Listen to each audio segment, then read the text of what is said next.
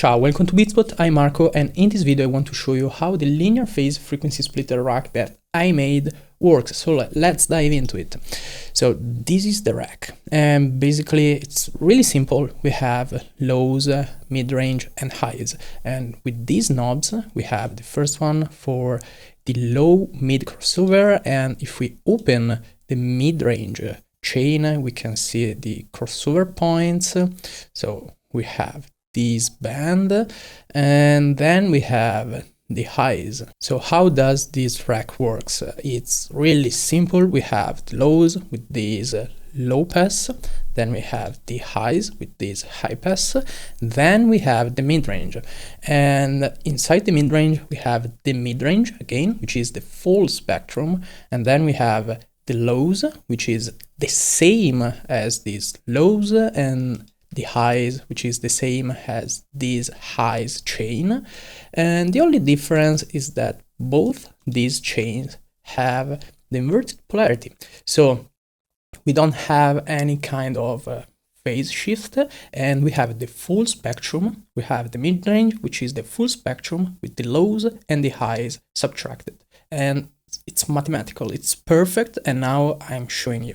I have made this other rack just for the sake of this video, and here I have the full track with no other processing than the polarity inversion. So this is the drop,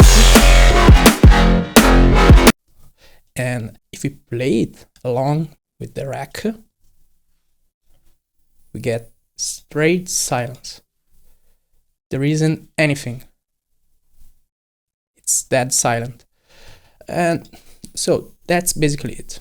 It's nothing more, nothing less. You can use it for mixing, for monitoring like a certain range on your master bus or whatever channel, without like having the second guessing of, are my phase being like fucked up and that kind of stuff. No, the answer is no. And you can use it for sound design too.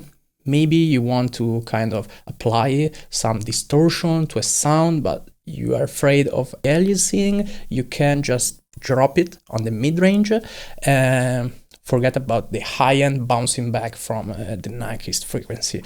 And so my main use for this rack is for monitoring the low end. So I just use it like this. I solo the lows, and then I go get an oscilloscope like this, and then I want to look at the phase and how sidechain, phase relationship and other stuff, like how things are going on in the low end.